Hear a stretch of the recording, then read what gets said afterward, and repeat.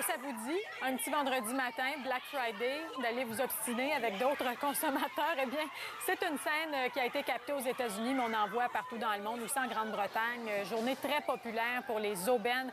C'est pratiquement une folie pour certaines personnes, comme on le voit. On est toujours fasciné par le comportement des consommateurs cette journée-là. Est-ce qu'il y a réellement des aubaines à faire? Alors, on va en discuter, en fait, du moins chez nous. Est-ce qu'il y en a des aubaines? Marie-Claude Frigon est associée chez Richter, spécialisée en commerce de détail. Bonjour, Madame Frigon. Bonjour. Il me semble qu'on ne voit pas beaucoup de scènes comme ça au Québec. On espère qu'on n'en verra pas non plus. Non, mais est-ce que les aubaines en valent autant la peine que si on regarde du côté américain, par exemple? Je crois que les aubaines en valent la peine de plus en plus. On voit le mouvement de Black Friday ou Vendredi fou prendre de plus en plus sa place au Canada, simplement parce que les détaillants canadiens perdaient les ventes aux détaillants américains. Donc, ils n'ont pas eu le choix que d'emboîter le pas et le faire. Donc, ils se préparent maintenant de plusieurs semaines à l'avance. Et oui, il y a des vraies aubaines à aller chercher. Il faut les trouver.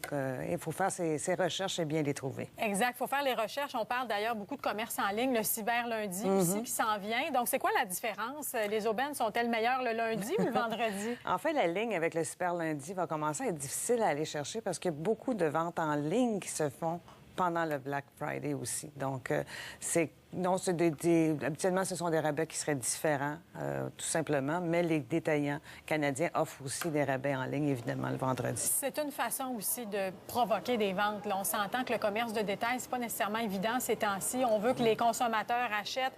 On doit se renouveler, mais là, on crée toutes sortes de journées. Qu'est-ce qui arrive avec le Boxing Day pour les gens qui ont déjà magasiné là, les 2 journées? En fait, ce qu'on voit, parce que nous, on fait un sondage à toutes les semaines où on compare avec les augmentations ou diminutions de ventes de l'année précédente et on voit que maintenant, ce qui se passe, c'est qu'il y a 2 sommets. Les gens retardent leurs achats jusqu'au Black Friday. Là, il y a une bonne augmentation des ventes. Après, ils ont acheté une partie de leur achat. Les premières semaines de décembre, c'est tranquille. Et ça revient. On voit que ça remonte la semaine qui inclut Noël, puisque, évidemment, il faut acheter les cadeaux pour Noël et les ventes de Boxing Week par la suite. Donc, effectivement, on voit vraiment que ça cause deux sommets de vente maintenant. Quels sont les produits les plus populaires? On parle souvent de l'électronique. Est-ce qu'il y a des aubaines dans d'autres? Il y a des aubaines dans tous les secteurs, je dirais. Les vêtements, les souliers, le voyage, qui est évidemment toujours très populaire, puis l'électronique, évidemment, aussi. Parce qu'on s'entend qu'on a vu beaucoup de changements. C'est en mutation, là, tout ce qui est... Le commerce de détail est en profonde transformation présentement, absolument. Avec la technologie, la compétition, il y a beaucoup de changements. Ils sont en mutation.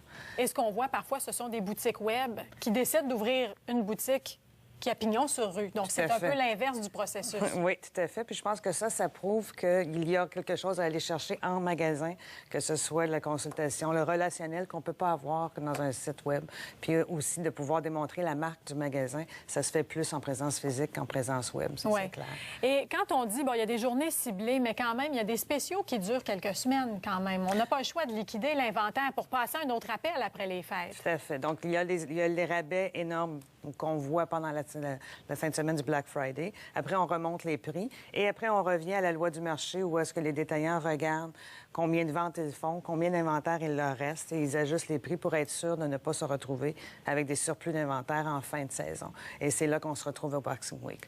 La différence entre le Boxing Week, qui, je crois, va continuer à rester, et le Black Friday, c'est que le Black Friday est au début de la saison des achats, donc on a plus de produits qu'on peut acheter. Boxing Week, les consommateurs prennent toujours une chance que le produit qu'ils veulent n'y sera pas parce qu'il sera rendu à ce moment-là. Pensez-vous qu'on va voir encore des séances de magasinage aux États-Unis avec le taux de change qui est beaucoup moins bon? Je crois que cette année, ça nous aide énormément. On s'attend à ce qu'il y ait une diminution assez marquée des gens qui vont aller aux États-Unis, évidemment avec un taux de change qui était à 1,33, je pense, hier.